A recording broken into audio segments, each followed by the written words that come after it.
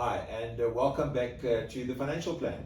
Welcome, Luke Mallet, to our midst here. Thank you very much for having me. Yeah, very welcome. So, we've had a couple of questions from our viewers that we'd like to tackle on entrepreneurship and personal finances. And one of the first questions was, why is it important to focus on your personal financial planning while being an entrepreneur? So I'll kick off and just say that it's typical of small businesses when they start to grow is that from an entrepreneurial perspective, everything that gets made and profits that get made in the business are just reinvested, and it's all about growth, and which is fine because obviously you're paying less tax then and you're not declaring dividends. The danger there is that you get, a couple of years down the line and the business may get into difficulty and then businesses fail and then they've got nothing to show for it. So I think it is important to have a balance there, and to say, well, we're making a profit, let's start diversifying a little bit. Even if you're taking a percentage and buying shares and getting a share portfolio where you could get dividend income, or you could start.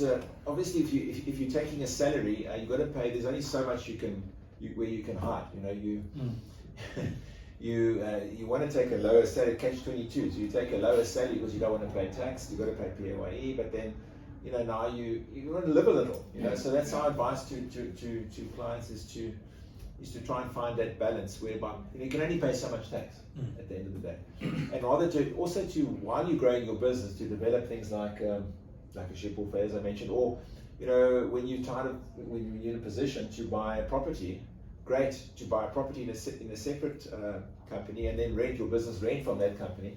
So ultimately, when that building is paid off, you're getting nice rental income, commercial rental income when you're exiting your business. Exiting your business, you also need to have a strategy there for succession planning, and also your own personal portfolio where you can have annuity income coming in. So when you're ideally exiting from your business, you want somebody to write you a check or draw a salary, to have annuity income from we've spoken about that in the past, from your compulsory investments which are tax efficient, to have dividend income, and all those should actually be forming part of your income one day, as opposed to having all your eggs in one basket.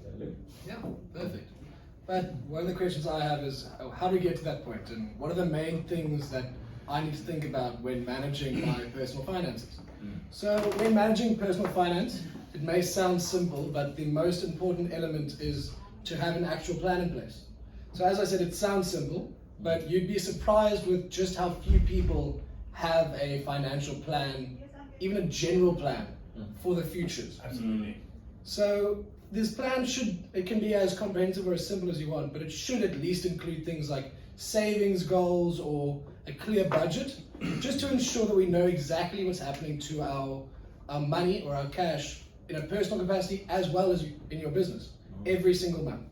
So if we find ourselves in debt, we also need a plan in place to settle this debt as efficiently as we possibly can.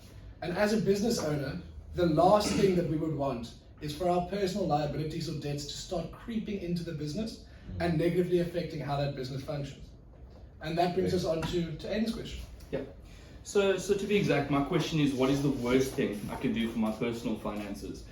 So the first things that come to mind here is making unhealthy debt, such as excessive clothing accounts or unnecessary credit card expenditure. These are never really good ideas because of the fact that you're paying extremely high interest rates. So you're paying tons more than the market value of whatever you're buying, and you probably don't need it. That's the word, unnecessary. Sometimes credit card debts are necessary, and these can be taken into account. But another thing that you really don't want to do is cash in retirement funds when you move companies. So there's major tax implications here when you do this, as well as the fact that you're missing out on compound interest with all the contributions that you've made, which Dylan will get into just now.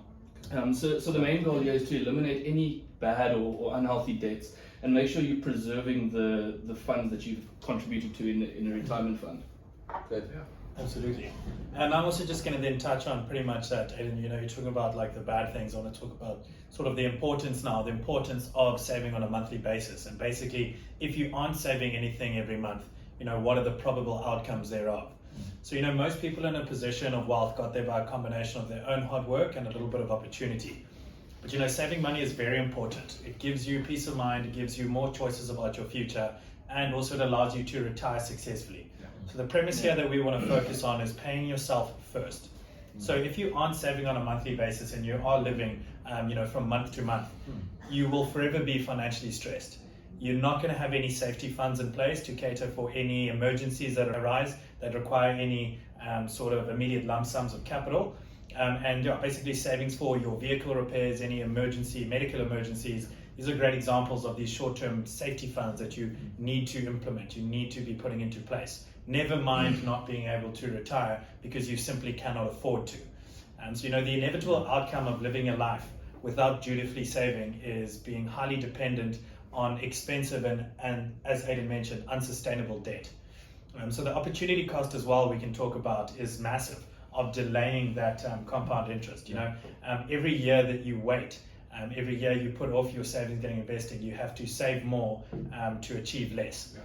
So the key component here in growing a positive net wealth portfolio is saving before we spend.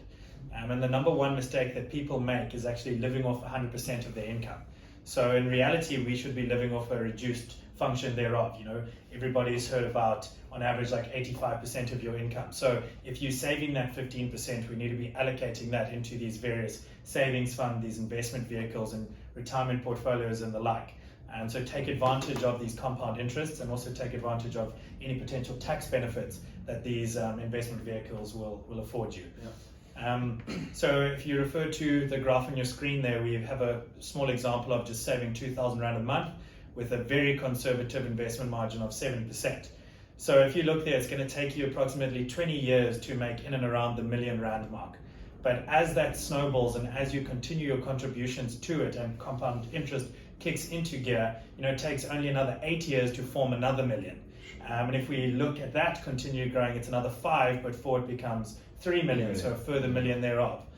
So that compound interest, as we say, really does provide huge benefits that we simply cannot overcome, and it's just time. So your contributions would have only actually been just under 700,000 Rands there over that sort of like 34-year period. And you've got, several times that, 5 times that. So basically our goal here is to make sure that your hard-earned money is working for you by investing into these asset classes that are providing you with such growth. Brilliant. So then, taking a little bit of a step back, it's important to get these plans in place. So if we have no plan at all for our personal finances, where do we start? The fundamental question. So there are 3 needs that form the foundation of financial planning, what we do.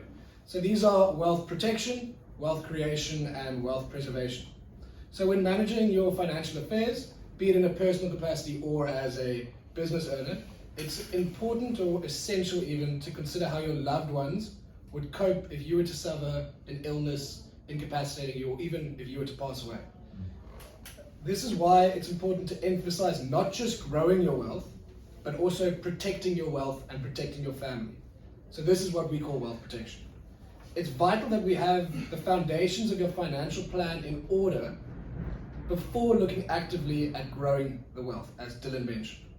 So once these foundations are in place, we can then look at addressing the other needs. So wealth creation would be an example of what Dylan said. This is where we actively aim to achieve the growth of the value of your assets, being investments or even your business or even your property.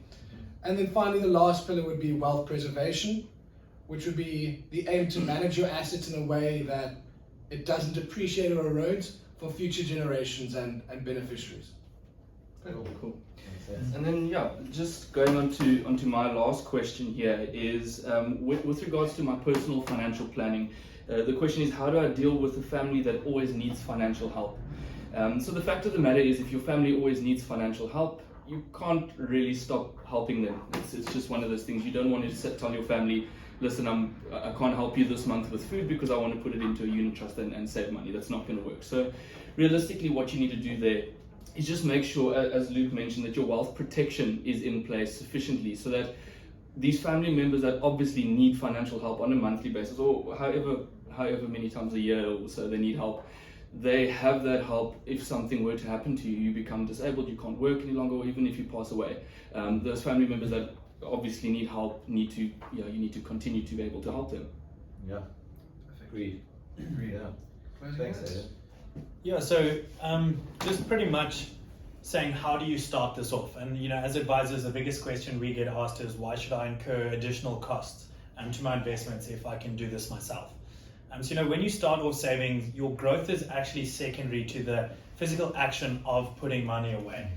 Being disciplined every month and actually saving, and that's okay. But most often when you start, this action of savings is done so without much forethought for the investment mandate, and it's not too much of a necessity at the beginning. But as your career grows and your portfolio grows along with it, you now need to start assessing what the implications are and the importance of incorrect asset structuring is. And that's where we come into it. That extra cost that would go onto your investment per se is going to ensure that you have a proper professional opinion, proper professional asset management, and basically bespoke portfolio advice as well. And most of all is limited liability to you, as if your investment choice goes south, it's not on you. Well said. Yeah. Perfect. Cool. All right. Well, we trust that you've enjoyed answering the questions that have come through today. Thanks for listening, and we'll see you next time. And don't forget to like and subscribe. There we go. Thanks, guys. Thanks, guys. Thank you.